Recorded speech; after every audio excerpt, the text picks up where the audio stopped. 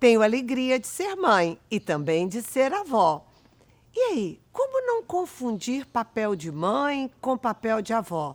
E você, que por alguma circunstância da vida tem como imposição uma maternidade alargada, ou seja, você é avó, mas assume papel de mãe. Vamos conversar sobre isso nesse programa? Te espero, hein? Olá, mãe! Estamos aqui para mais um programa Papo de Mãe que Ora. Você é mãe que ora?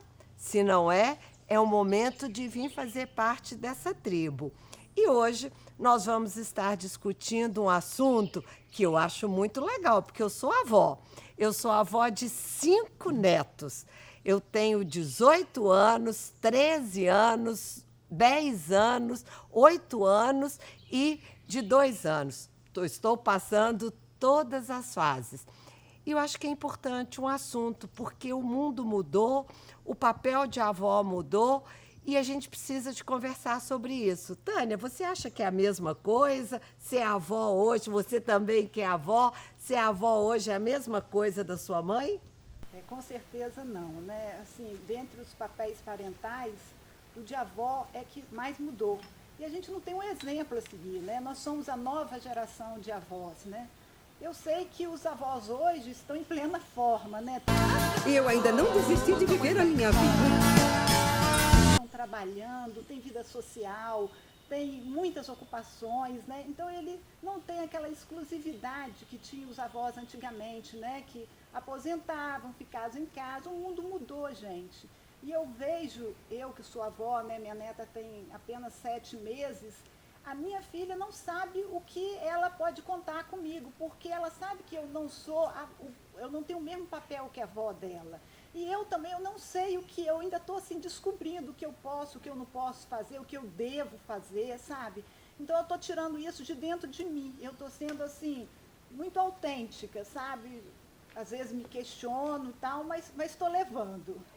Falando em mudança, inclusive a mudança física, né? Porque o modelo de avó nossa era gordinha, do cabelo branco, e agora a gente está sempre de boquinha fechada, cabelo louro, isso faz a diferença. Foi para você, Aline? Mudou a avó? Como é que você falou outro dia da sua avó aqui? Então, antigamente a gente via uma mulher de 40 anos, a gente tinha aquela impressão assim, aquela mulher de taierzinho, meio chanelzinho, com sapato baixinho. Hoje a mulher de 40 anos sou eu. Qual o problema? Minhas costas. Ai, eu tô no chão. O que aconteceu? Acho que caímos e não conseguimos levantar. E aí a gente sente a mudança de comportamento, não só...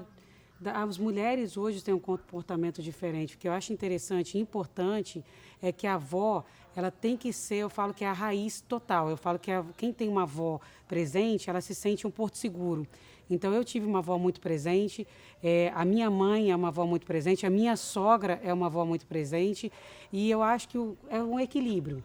É você saber lidar com as situações de não abusar da mulher hoje, porque muitas avós hoje estão na ativa, no trabalho, em curso, em academia, elas se sentem ativas, elas não são mais aquelas pessoas que estão reclusas dentro de casa.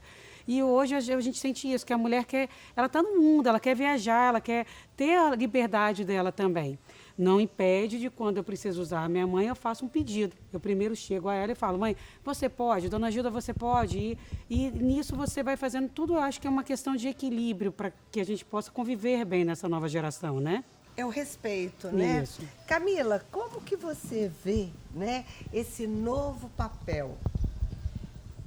Elas já falaram muito bem do novo papel das avós, mas assim, agora nos últimos tempos eu tenho visto as avós do ponto de vista religioso de uma forma muito diferente. No grupo Mães que Oram pelos Filhos, nós temos tido contato com muitas avós, né? Avós que oram pelos filhos, avós que oram pelos netos, e elas, muitas vezes, elas é que são o elo para restaurar uma família inteira, não só uma família, uma primeira geração, como eu quero restaurar a minha filha.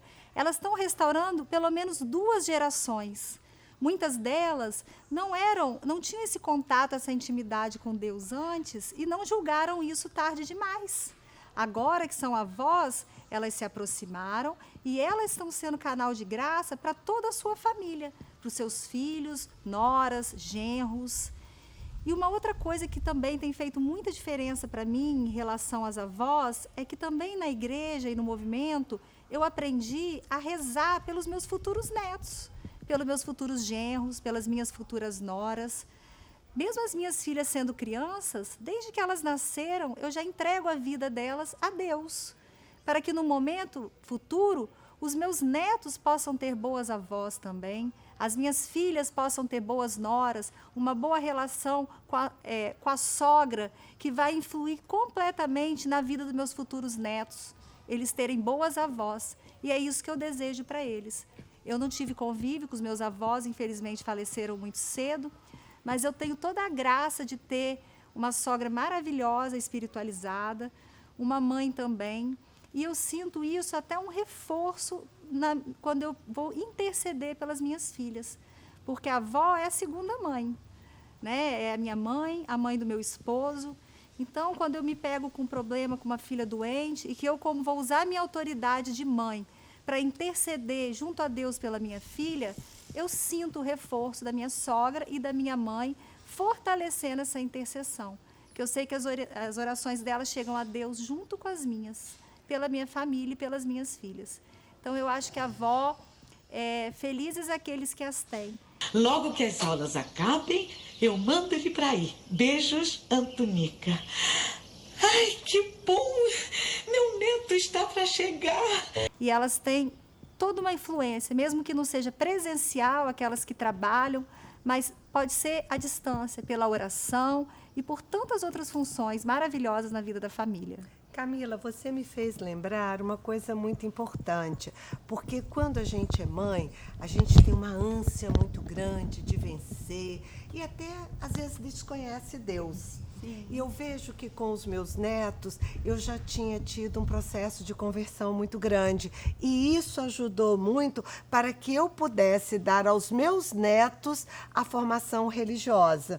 Então, eu tive a oportunidade de evangelizar a minha filha para que a minha filha evangelizasse os filhos. Talvez a minha filha mais tardiamente, mas os meus netos, com certeza, no momento correto. Mônica, e você? Como é que você vê isso lá na escola? Você observa se tem muita mãe que terceiriza a educação para as vós? Muito. Esse é um ponto muito forte. As mães acabam terceirizando e a avó, de certa forma, como muitas das vezes quer acertar aquilo que ela errou com o seu filho, ela acaba errando com o neto também. Porque ela passa a chamar mais atenção, a cuidar mais, a proteger mais. E muitas das vezes nós filhas, então eu me coloco também nesse momento, acaba não sabendo dizer o não.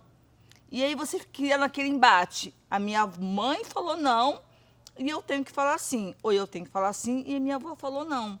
Meninas, quando o papai acabar de lavar a louça, a gente vai, tá? Então já é pra ir recolhendo as coisas. Mãe. Eu não tô perguntando a opinião de vocês. Você é dura com elas, não? Não, eu devo ter alguma memória de alguém que foi muito duro comigo. Com certeza não foi meu pai. E aí eu percebo hoje também que essa avó moderna é uma avó que ela já vai para uma escola, ela tem um olhar mais crítico com o seu filho, com o seu neto. Ela tem um olhar no sentido da educação, o do acerto. Eu tinha a percepção daquela avó antiga, tadinha, o meu netinho, muita proteção, muito mimo. A avó de hoje é uma avó que intercede. É uma avó que vai lá com o olhar do acertar, do processo de oração, não só no bater. Porque a gente sabe hoje que muita mãe, principalmente mães que não têm paciência, mães que foram muito novas, elas acabam batendo nos seus filhos ao invés de realmente sentar. E a avó hoje tem esse papel de sentar, conversar, dialogar e olhar realmente esse lado religioso. Será que bater é importante? Como a Mônica estava falando, eu falo que a avó é a mãe com açúcar. Lá em casa, a minha mãe foi uma avó muito jovem também. E eu me pego, umas vezes, assim, sendo muito rude, cobrando muito dos meus filhos. E ela fala, cobra menos, cobra menos. Eu cobrei muito de você. E hoje eu me arrependo de ter feito essa cobrança muito excessiva. Calma, conversa mais, escuta o que o teu filho vai falar. Então, eu acho que essa avó, que é uma avó mais jovem, que tem uma cabeça mais esclarecida, que vivenciou um pouco mais, tem uma vivência grande, né, com a vida hoje, ela traz esse conforto para dentro de casa. Basta a gente também estar aberta a não só criticar as nossas mães, não criticar nossas avós, e sim, na hora que a gente recebe uma crítica, pegar aquela crítica e ver se realmente não vale a pena dar uma parada, uma pensada. E a maioria das vezes eu falo que na hora que eu parei, eu falei, realmente, eu peguei pesado. Então, para mim, o papel de vó é uma coisa assim deliciosa. Eu tenho várias lembranças maravilhosas da minha avó. Aline, eu quero confirmar essa sua fala, porque eu vejo isso com Vanessa, né, a minha filha. Por quê? Porque a experiência, a curva da experiência te ensina o que é importante e o que não é importante. De repente, escovar o dente não é tão importante, mas fazer respeitar o outro é importante. Então, o que eu tenho aprendido? Primeiro, respeitar os meus filhos. São 2, cada um educa de uma forma. Eu tenho aprendido a educar de acordo com o que cada um quer no momento que está comigo. Mas, ao mesmo tempo, eu tenho buscado fazê-los refletir. Afinal de contas, o que é importante? Educação é importante, saúde é importante, espiritualidade é fundamental. Então, o que é importante? Em cima do que é importante, eu ajudo com a minha experiência para que ela erre menos, porque a gente nunca vai ficar sem errar. O erro faz parte da história. Por isso, mãe, eu te convido nesse momento a orar, realmente, a pedir ao Senhor, primeiro pelas avós, que muitas vezes não têm vida própria e querem viver a vida das suas filhas. Muitas vezes, essas avós querem acertar com os netos o que não acertaram com seus filhos. Por outro lado, Senhor, ajude as mães que não querem assumir o papel de mãe e terceirizam para as avós. Quero também pedir às mães que não têm paciência com seus filhos, para que possa ouvir mais a voz da experiência e que juntas possamos fazer uma sociedade melhor. Mas, acima de tudo, possamos ajudar os nossos filhos a caminharem rumo ao céu. Amém? Amém. Nós queremos, então, agradecer, porque esse momento que a gente está junto é bom para você, mas também é muito bom para nós. Se foi bom para você, quero te pedir que se inscreva no canal, Curta. E compartilhe. e não se esqueça, esteja conosco no próximo programa. Até lá! Até Até lá, hein?